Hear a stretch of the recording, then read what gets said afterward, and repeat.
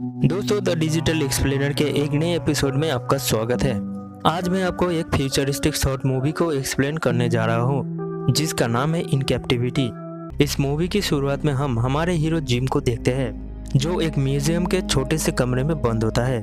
दरअसल इस म्यूजियम को इंसानों के ऊपर बनाया गया है जिसे साइबॉक्स ने बनाया था।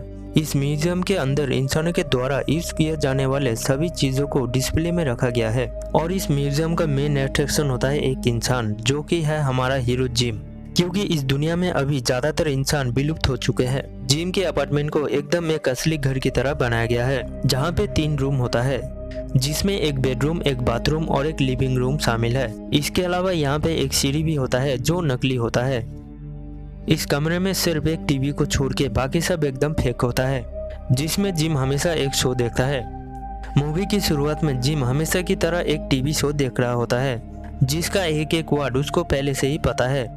इसके साथ ही वो एक चिप्स खा रहा होता है जिसमें उसे एक रेयर टॉय प्राइज मिलता है जिसे वो अपने पुराने कलेक्शन के टॉप में रखता है। टॉय कलेक्ट करना और बस टीवी देखना ये उसके सबसे पसंदीदा कामों में से एक होता है।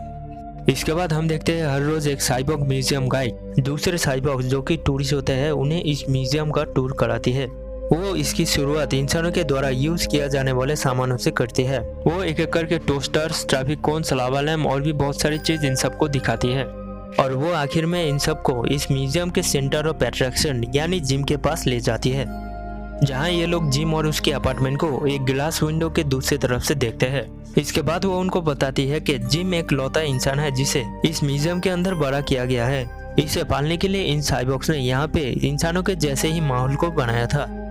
जिम को इन लोगों से यहाँ पे कोई फर्क नहीं पड़ता है, उल्टा वो इनको थम्स अप दिखाता है और अपना सीरियल देखने लगता है क्योंकि दरअसल यहाँ पे रहते हुए जिम को इन सब का आदत हो गया था और जिम को लगता है कि असली लाइफ ऐसा ही होता है।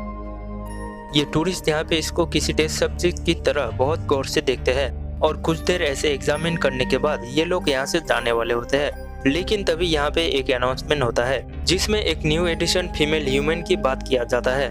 जिम इस अनाउंसमेंट को सुनने के बाद उस फीमेल ह्यूमन को देखने के लिए बहुत एक्साइटेड हो जाता है क्योंकि उसने आज से पहले कभी भी किसी असली लड़की को नहीं देखा है। इसके पहले उसने लड़कियों को सिर्फ अपने टीवी में ही देखा है। वो रात में भी बहुत एक्साइटेड होता है। इसके बाद हम नेक्स्ट डे का सीन देखते हैं जहां वो सुबह बहुत जल्दी उठता है, एक्सरसाइज करता है और बहुत देर तक नहाता है। इसके बाद वो बहुत सारा डिओ लगाता है और एक बढ़िया सा सूट पहन के अपने नए फीमेल फ्रेंड को देखने के लिए तैयार हो जाता है। इसके बाद उसके कमरे में कैथ नाम की एक बहुत खूबसूरत लड़की को लाया जाता है। उसके कुछ समझने से पहले उसे इम्प्रेस करने के लिए जिम अपना फेवरेट मूवी का डायलॉग बोलने लगता है, लेकिन कैथ इससे उल्टा डर जाती है और इस जगह से बाहर जाने के लिए कैथ चारों ओर भागने लगती है। वो ठीक से देखता है तो उसे पता चल जाता है कि इस रूम के सारे खिड़की और दरवाजे डुप्लीकेट है जो सिर्फ देखने में ही एक असली घर की तरह लग रहा था। कैथ भागते हुए जिम के रूम में जाता है तो उसका बेड उसे फूलों से सजा हुआ दिखता है। इसके बाद कैथ साइबॉर्ग्स को देख लेती है और एक दीवार के नीचे छुप जाती है।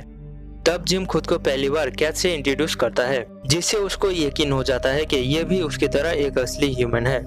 इसके बाद कैथ उसको यहाँ से बाहर जाने के रास्तों के बारे में पूछने लगती है। ये सुन के जिम थोड़ा कंफ्यूज हो जाता है और उसे कहता है यहाँ से बाहर क्यों निकलना है जबकि यहाँ पे उसके पास दुनिया के सबसे अमेजिंग चीजें मौजूद है। उसके पास एक आरामदायक काउच है, एक टीवी है जिसमें टोटल 5 टीवी चैनल है। इससे भी बढ़ के उसके पास यहाँ पे खाने के लिए अनलिमिटेड खाना और पीने के लिए अनलिमिटेड एनर्जी ड्रिंक भी है जो उसके हिसाब से बहुत अमेजिंग बात है। कैथ ये सब सुन के थोड़ा उदास हो जाती है और रोने लगती है। तब जिम उसको रोज देके शांत करता है। इसके बाद नेक्स्ट सीन में हम इन दोनों को डिनर टेबल में देखते हैं जहाँ जिम उसको एक आर्टिफिशियल मिल ओवन में गर्म करके देता है जिसकी स्मेल कैथ को बिल्कुल भी अच्छा नहीं लगता। वही जिम बहुत आराम से ये खाना खा रहा था। कैथ उसको इस मील को सूंघने को बोलता है लेकिन जिम को भी कुछ समझ में नहीं आ रहा था क्योंकि वो ये खाना बहुत दिनों से खा रहा था। इसके बाद कैथ उस खाने को उठाती है और साइबॉर्ग्स को दिखा के गाली देने लगती है जो उन दोनों को लगातार घूरे जा रहे थे।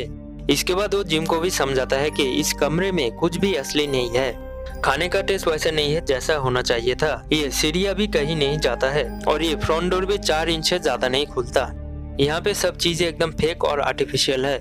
इधर जिम उसके बातों को हंसते हुए सुन रहा होता है। जब कैथ उसे पूछता है कि तुम कैसे इस माहौल में रहते हो तब वो उबासी लेता है और सोने के लिए अपने बेड की तरफ जाने लगता है। और वो कैच को भी अपने साथ बेड पे आने की जिद करता है।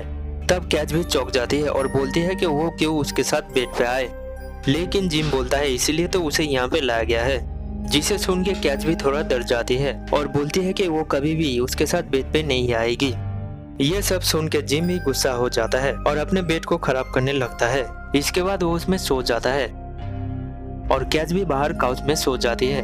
जिम आधी रात को उठता है और कैच को कंबल ओढ़ देता है। इसके बाद वो अपना फेवरेट टॉय लेता है और कैच के पास छोड़ देता है।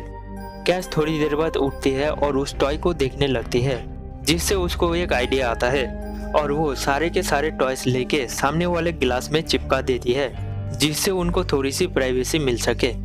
मॉर्निंग में जब जिम उठता है तो देखता है उसके सारे के सारे टॉयज गायब हो चुके हैं, लेकिन कुछ देर बाद जब वो उस गिलास की तरफ देखता है तो वो शॉक हो जाता है।